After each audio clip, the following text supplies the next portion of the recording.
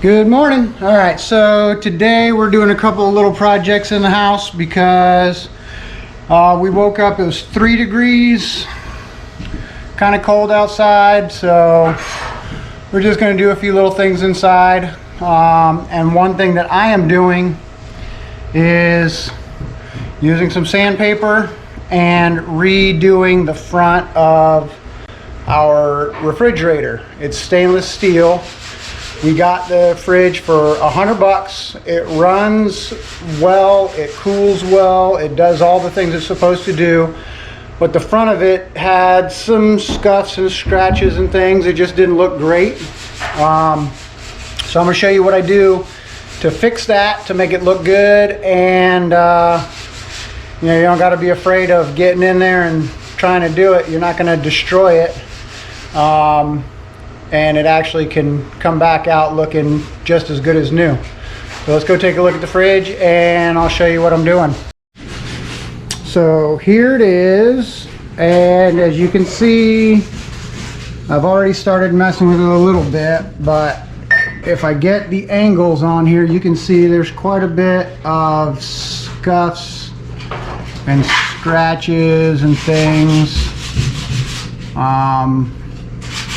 that take away from the look, take away from the, that finish of it. You see a lot of those, they're going all kind of different directions. You see the different angles of the scuffs and scratches. I've already started working on taking some of this off. So there's a little plug that goes in here, which would be if you were going to have it swing in the opposite direction, that handle would mount over here. So there's a little plastic plug, and the little GE symbol here, also it's a plug. It was a little more work than what I'm showing you right here, because I actually worked on popping that off with a flat screwdriver and popped it out. That's a little sticky residue from the double-sided tape that they use for that. Allen key on this particular model, I went ahead and unscrewed that, and also a couple screws on the bottom, which I already pulled those off so that I could remove the handles and just set all that. There's a little plug. This plug was on the bottom, and I'll make sure, carefully so not to damage it. I want to put it back in when I'm done. But there you go. So another Allen key on that one. And those just go right off to the side. All right. So here is the sandpaper I started out with, thinking, I don't want to get too aggressive. I had 400, 600, 1500, and 2000. Now these are stuff that I had from previous projects where I was doing some real fine finish work and really wanting to polish things up and get it nice and shiny. So I figured something here would do the trick. So I started with the 400 because I figure I can get those big scuffs out, and then I can work my way up to really refine and shine it up. And what I realized is 400 just wasn't enough. It was too fine of a sandpaper. So I went hardcore.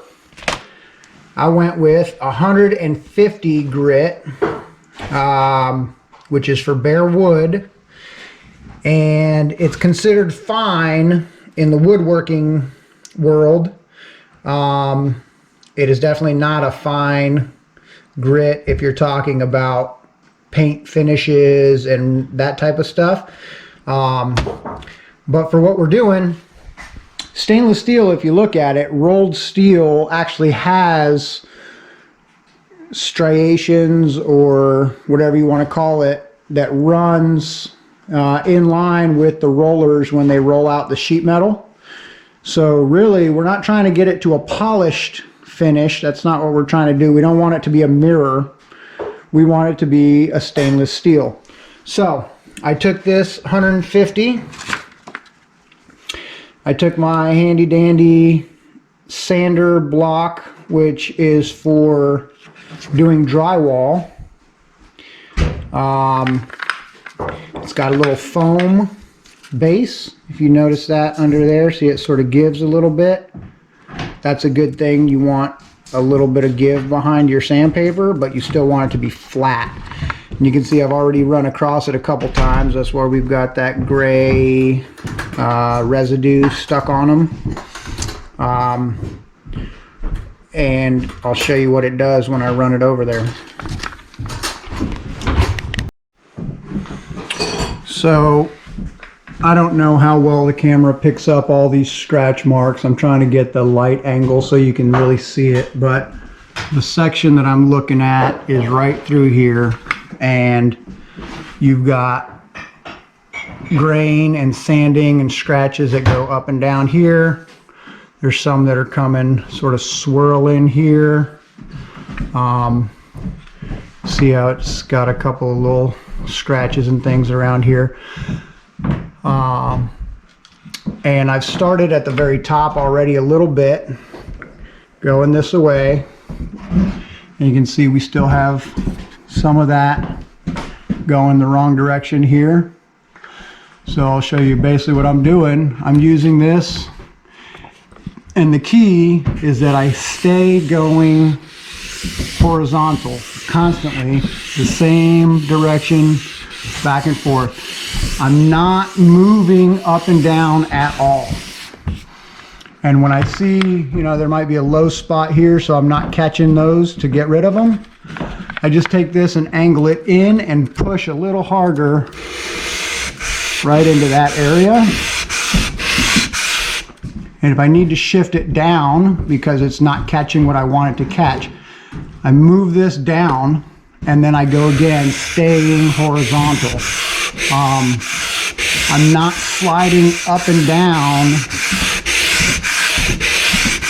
as I move the sandpaper left and right. I reposition it lower, and then I just go left and right, so that all of those lines are as straight as possible, just going horizontal. And then as I'm going, I just look for, you know, some of the major ones that are standing out to me, and I really get those worked out first. And then I'm going to go back and go across the whole thing in smooth, clean, sweeping motions all the way across from left to right.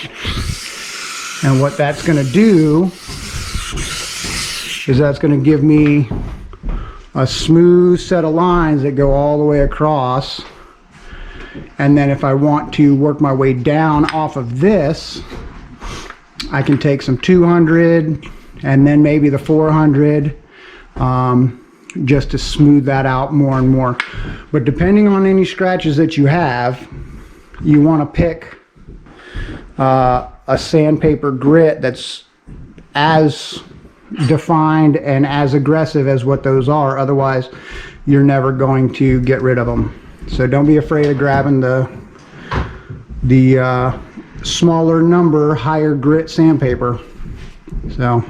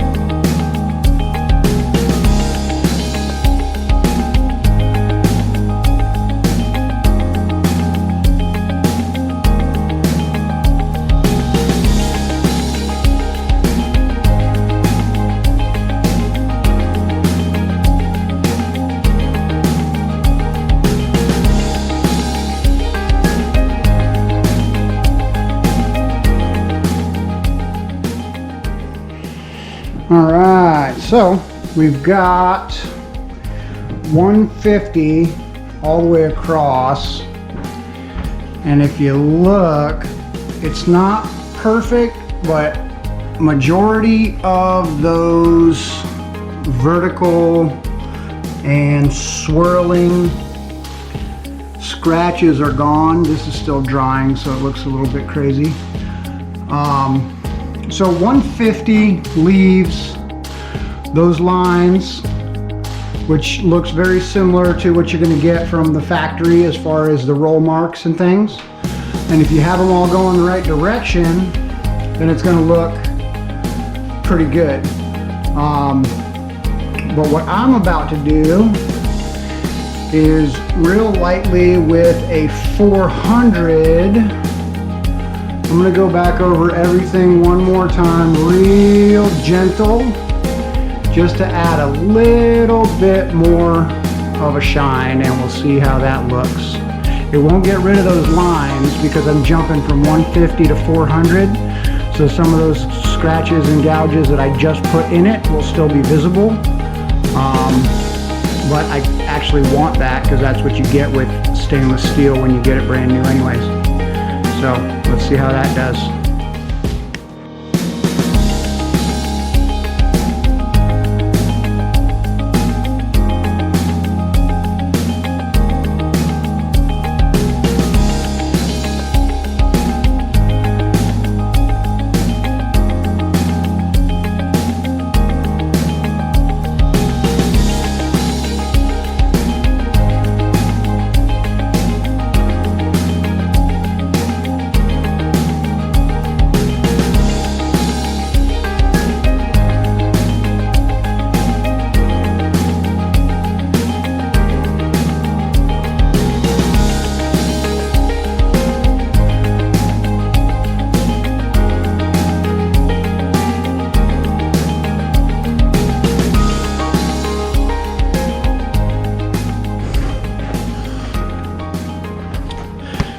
All right, so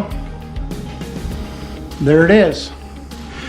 It is not perfect. Nothing in this world is, but compared to what we started with, we now have a very nice looking stainless steel surface. There are little areas like right around these studs where I had to be a little more intentional about where I started and stopped, but you're going to have some inconsistencies there with your little lines that you put in there because you have something that stops here and starts here, so above and below there's a tendency to get a little bit of mix match of the grain, but I took my time around those to try to reduce it as much as possible. Also, we have a little spot right here where, again, I don't know how well the camera picks it up, but right here there's just the slightest little indentation. It's not a dent, but sometimes the metal will have a little bit of a wave to it, and right here it's got a little bit of a wave, so when I was going over that, I had to go back a couple times to, yeah, I think you kind of see that when I move it that way. Right, but if you have to look that close to find it, then I say it's a good job. So we started with 150. You started with this guy, 150, which is just bare wood sandpaper. Slap that onto this little sanding pad that's made for drywall, really. It can be used for a lot of things, but the key is that it's got a cushiony base under that, so you're able to flex a little bit. You're not too hard on the surface. Cleaned it off with my rag. You can see the black residue. That's what happens when you sand metal. And then I switched over to the 400. And these are actually the exact length of that pad. This one I actually had ripped before for a different project. But they don't clamp onto here the way they're supposed to. With the longer full sheet, it wraps around the edges and clamps down for you. So I just wrapped it around sideways. That worked out fine for me. And then I just held it like this as I was working. It still gives you the effect, and you still have a smooth surface that you're using to press against it. It almost worked like a squeegee also. The bare end of it actually pushed some of that water out of the way. And that's the other thing I was using. I didn't mention at the beginning. If anybody's looking saying, oh, he's using some kind of special stuff that he's spraying on there. It's true. This special stuff is called water. H2O. It's a chemical compound created by God. It falls out of the sky, and it works great for this exact thing. So that's all I use on the rag is just water. And then after I was done wiping it all down to get the residue off from the sanding, and just use a regular old kitchen drying towel. Of course, Mrs. Howell doesn't like when I do that because I destroy her towels, but I wiped it down, and there you go. So I'm going to put the handles back on, and we'll get a final shot to see how it all looks, see what we think.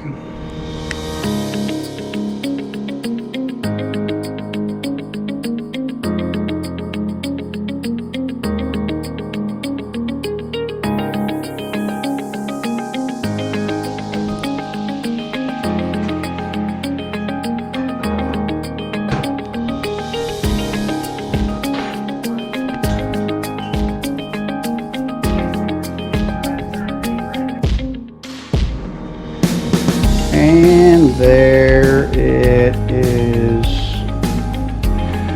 All the big scuffs and scratches are gone. And it's nice and clean, nice and clear. Almost looks like a brand new stainless steel fridge. Got the handles on. Made sure those are nice and straight. Tighten up the little Allen screw on the top here and on the bottom here. 2 screws on each one of those. 1, 2 here. Same thing on the bottom of that one. Just had to make sure they stayed straight when I put them back in so it doesn't look all wonky. But that's it. Everything else now is just keeping it clean, whatever way you want to keep your stainless steel clean. They have all kind of products out there.